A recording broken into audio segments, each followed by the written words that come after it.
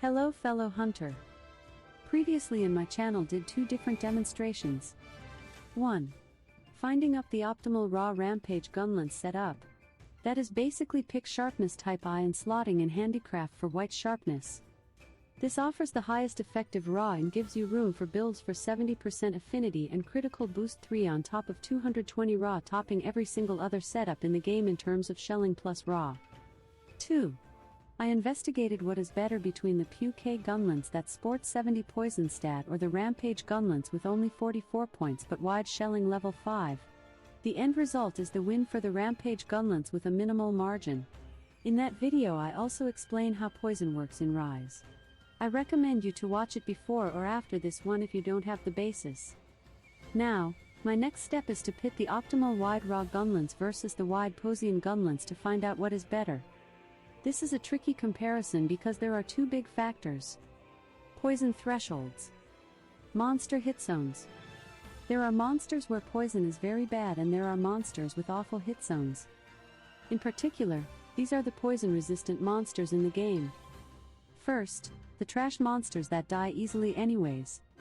Great Roggy, Bishotten, Pukei, and Rathian.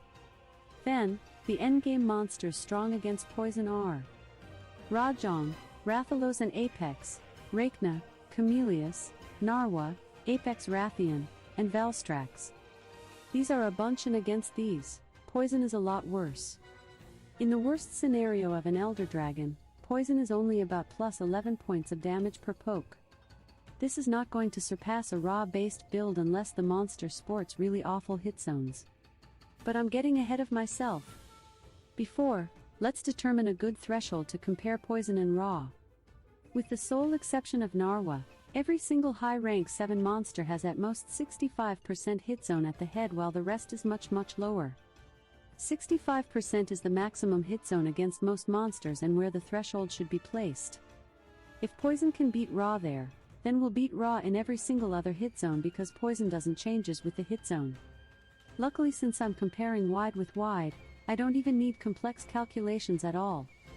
I only have to hit the Tetranodon belly and get the damage average and multiply it for 1.08 to account for difference between a 60 and a 65% hit zone.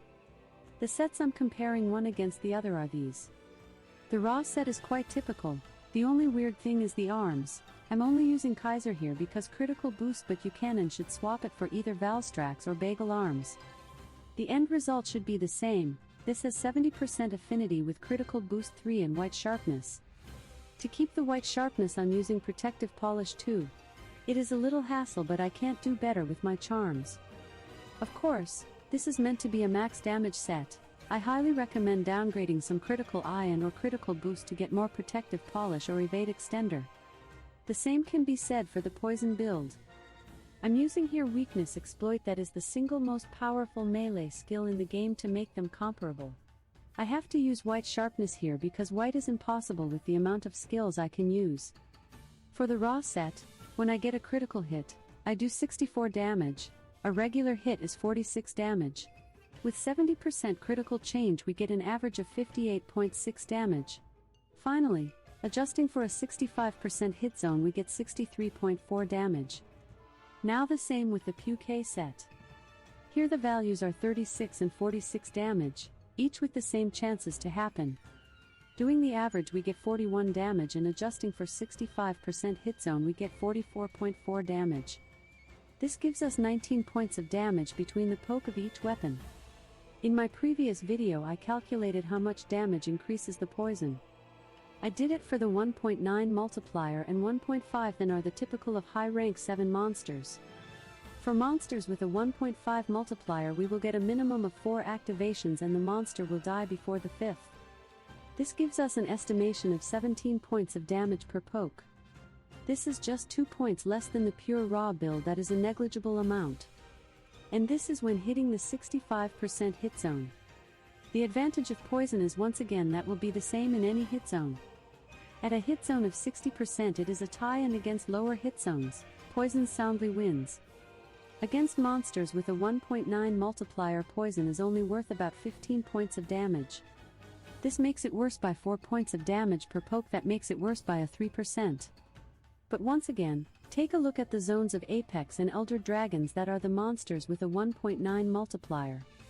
Only Apex Zinogre, Narwa and Ibushi have a 65% hit zone. The distance at 60% is only 2 points away and even out at 55% hit zone. Under this data, while there are monsters where going raw with a wide gunlance is optimal, Poison is nowhere far and surpasses it when hitting anything that is not the weakest point or if the best hit zone is 60 or 55 depending on the multiplier. When fighting monsters hitting where weakness exploit doesn't activate or if you lose the white sharpness of the Raw Rampage, Poison soundly wins. And this is against most of the monster cast. Against monsters strong against Poison with a 1.9 multiplier, the worst matchup, the Poison is only worth plus 11 damage per poke. This is 8 points less of damage per poke than is a considerable difference if you are hitting the weakest hit zones.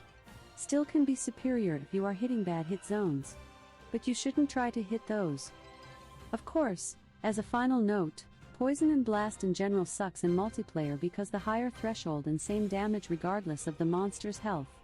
I only recommend Poison in multiplayer when fighting against Kushala Dewara since the Poison lasts 70 seconds and prevents the black wind that knocks everyone around. If you aren't using weakness exploit in the Poison build, your damage will lower by 10 points in a 60% hit zone but will give you freedom to use Evade Extender or Wirebug Whisperer or get Guard 3. The damage at worst will be 8% of the total. Against some monsters' minds I will be a better investment than weakness exploit. I will let you decide what you want to do. Now, my next step will be doing the calculations for the elemental gunlances. This is going to be even more complicated and difficult to do. Sure will take me a couple days. What are your bets? Poison or elemental damage?